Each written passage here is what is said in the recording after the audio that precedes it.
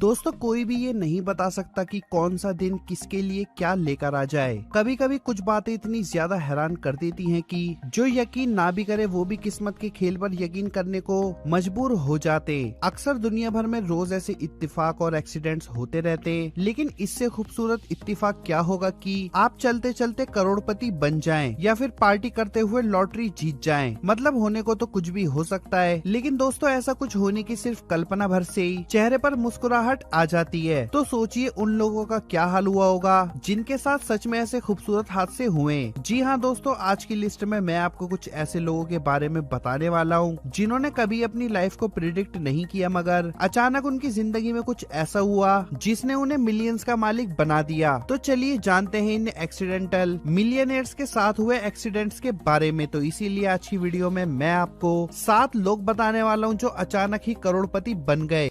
दोस्तों वीडियो शुरू करने से पहले लाल बटन को दबा के सब्सक्राइब कर लेना और घंटी दबा के ऑल पे क्लिक कर देना ताकि हमारी हर वीडियो की नोटिफिकेशन आपको मिलती रहे।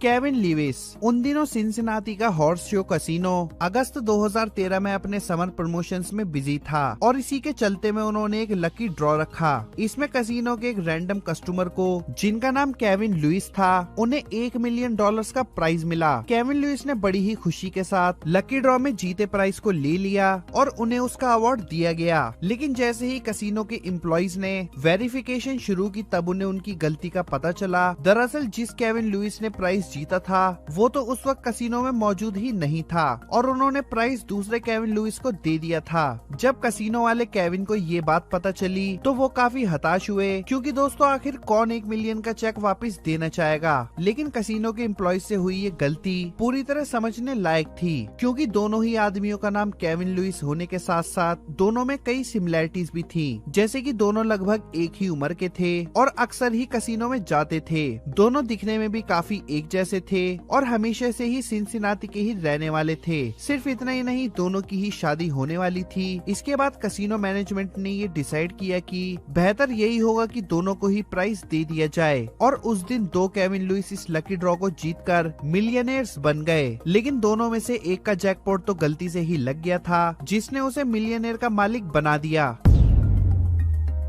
ग्लेंडा बैकवेल नॉर्थ कैरोलिना में रहने वाली ग्लेंडा बैकवेल अपने हस्बैंड की स्क्रैच लॉटरी टिकट खरीदने की आदत से बहुत ही ज्यादा परेशान थी। दोनों हस्बैंड वाइफ कुछ खास रिच फैमिली से बिलोंग नहीं करते थे, लेकिन ग्लेंडा के हस्बैंड अपनी इस आदत को छोड़ना नहीं चाहते थे, बावजूद इसके कि उन्होंने अब तक कोई भी लॉटरी नहीं जीती थी। एक रात एक गैस स्टेशन पर दोनों में इस बात को लेकर हुई बहस के चलते ग्लेंडा ने अपने हस्बैंड को एक सबक सिखाने की सोची और खुद एक लॉटरी टिकट लेकर आ गयी ताकि वो उसे बता सके कि इस तरह की चीजों पर वो सिर्फ अपने पैसे बर्बाद कर रहे हैं। उसे पूरी उम्मीद थी कि वो प्राइज जीत नहीं सकती और ये टिकट भी बेकार ही हो जाएगा, लेकिन शायद किस्मत को कुछ और ही मंजूर था। ग्लेंडा की खरीदी हुई टिकट को $1 मिलियन का इनाम दिया गया और देखते ही देखते वो एक मिलियनेयर बन गई। वैसे स्क्रैच टिकट्स खरीदने में ग्लेंडा के हस्बैंड ने इतने पैसे तो बिल्कुल भी खर्च नहीं किए होंगे जितने उन्हें वापस मिल गए। ग्लेंडा ने भी माना कि उनके हस्बैंड की ये आदत इतनी बुरी भी नहीं थी। बाद में उन्होंने जीते हुए पैसों से अपने घर के सारे एक्सपेंसेस पे किए। खैर इसके बाद ग्लेंडा के हस्बैंड ने लॉटरी टिकट खरीदना बंद किया या नहीं इसके बारे में कुछ कहा नहीं जा सकता, मगर एक बात तो पक्की है, ग्लेंडा ने दोबारा कभी स्क्रैच लॉटरी टिकट लेने के लिए अपने हस्बैंड को कुछ नहीं कहा होगा। Stranger with $1 million painting Pennsylvania के एडम्सटाउन में एक व्यक्ति को अपनी जिंदगी का शायद सबसे बड़ा सरप्राइज तब मिला जब उसने कंट्री सीन की एक सिंपल सी पेंटिंग को, जो कि एक गैरेज सेल में मिली थी, उसे खरीद लिया। जब उसने उस पेंटिंग को उसके खराब हो चुके फ्रेम से निकाला तो उसे डिक्लेरेशन ऑफ इंडिपेंडेंसी की कॉपी जैसा कुछ मिला जिसकी कंडीशन काफी अच्छी थी और उसे किसी ने कैनवस के पीछे चिपकाया हुआ था। एक्सपर्ट्स को दिखाया जिन्होंने न सिर्फ उस डॉक्यूमेंट की ऑथेंटिसिटी को वेरीफाई किया बल्कि उसमें प्रिंट की गई कुछ और डिटेल्स भी निकाली। ये डिटेल्स जुलाई 1776 में जॉन डनलैप ने प्रिंट की थी और ये डॉक्यूमेंट उसकी ओरिजिनल कॉपीज में से एक था जिसे उस वक्त हर कॉलोनी में भेजा जाना था। ये डॉक्यूमेंट उन 24 कॉपीज में से एक था जिनके मौजूद होने के प्रमाण है। ये डॉक्यूमेंट उन 3 डॉक्यूमेंट में से एक भी है जिन्हें प्राइवेट कलेक्शंस में रखा गया है। जब इस डॉक्यूमेंट की नीलामी हुई तो इसे एक फाइन आर्ट्स इन्वेस्टमेंट फर्म के प्रेसिडेंट ने $2,400,000 $520,000 में खरीदा। रिकॉर्ड के हिसाब से देखा जाए तो हिस्टोरिकल अमेरिकाना की किसी भी पीस की ये एक बड़ी नीलामी थी, लेकिन इसका खुलासा नहीं किया गया था कि उस अनजान व्यक्ति ने उस डॉक्यूमेंट की कितनी कीमत लगाई थी। डेविड रेडर ने बताया था कि उन्होंने सोचा था कि उस व्यक्ति को ये जानकर काफी हैरानी होगी कि इसकी नीलामी की कीमत कितनी ज्यादा थी। खैर महज एक $4 की पेंटिंग ने उस अनजान आदमी को कुछ ही वक्त में एक मिलियनेयर बना दिया। मज़ुरकिस लकी कैच साल 1998 में मेजर लीग बेसबॉल की दुनिया के लिए एक बहुत ही महत्वपूर्ण साल था। दरअसल लुइस कार्डिनल्स के मैकवायर और द शिकागो क्लब्स के सैमी सोसा के बीच कंपटीशन था होम रन रिकॉर्ड बनाने का। एक सिंगल सीजन में 61 होम रन बनाने का पिछला रिकॉर्ड पिछले 30 सालों से कोई भी तोड़ नहीं पाया था, लेकिन उस साल सैमी सोसा ने 66 होम रन बनाकर उस रिकॉर्ड को तोड़ दिया। वही मैकवायर ने 70 होम रन बनाकर एक नया रिकॉर्ड बना दिया जिसे आज तक कोई नहीं तोड़ पाया है। अब आप सोच रहे होंगे दोस्तों कि इस कहानी से मिलियंस का क्या लेना देना।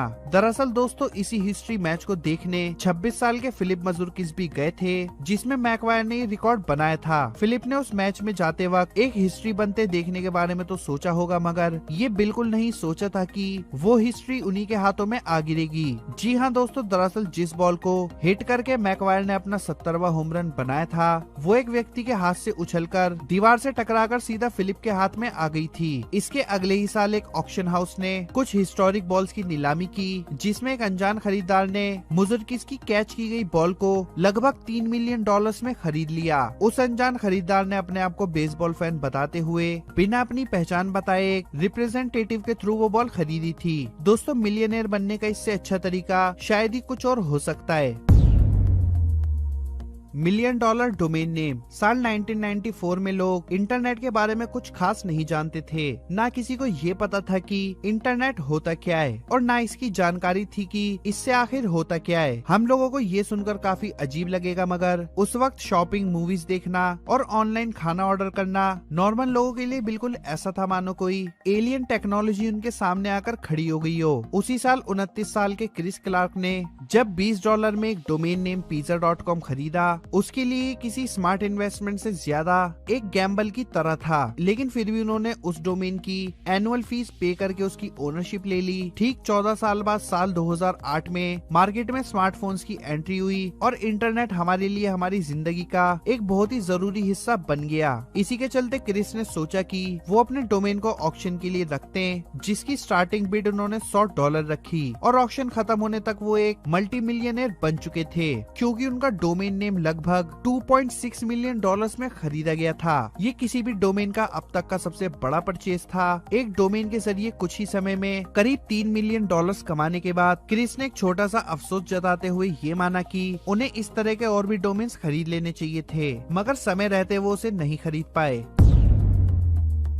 $10 मिलियन स्क्रैच लॉटरी। दोस्तों साल 2015 में रिचर्ड नॉल नाम का एक व्यक्ति जो रिवर्स मैसाचुसेट्स में रहते थे, एक दिन वो अपने दोस्त के साथ लंच पर जाने के लिए लेट हो रहे थे। उन्हें पता था कि उनके दोस्त बिल स्प्लिट करेंगे और वो उन्हें कैश में ही पे करना चाहते थे, लेकिन उनके पास सिर्फ $100 का नोट था। तो वो पास ही के कन्वीनियंस स्टोर में उसका चेंज लेने चले गए, पर वहाँ उन्हें कुछ खरीदे बगैर चेंज नहीं मिल सकता था। तो उन्होंने 2 स्क्रैच लॉटरी टिकट्स खरीद लिए और उनका ये डिसीजन उनके लिए उनकी जिंदगी का सबसे अच्छा डिसीजन साबित हुआ, क्योंकि उन टिकट्स में से एक $10 मिलियन का जैकपॉट लगा। ये अमाउंट रिचर्ड के लिए एक बेहतर घर, कुछ बेहतर इन्वेस्टमेंट्स और अपने दोस्त को लगभग 100 साल तक हर रोज लंच करवाने के लिए काफी था। ना सिर्फ इससे रिचर्ड की लाइफ चेंज हुई, बल्कि वो शॉपकीपर जिसने उन्हें वो टिकट बेचा था, उसे भी एक विनिंग टिकट बेचने के लिए $50,000 का बोनस दिया गया। सिर्फ एक डेबिट कार्ड यूज न करने के फैसले ने इत्तेफाक से ही सही, मगर रिचर्ड की पूरी जिंदगी बदल दी।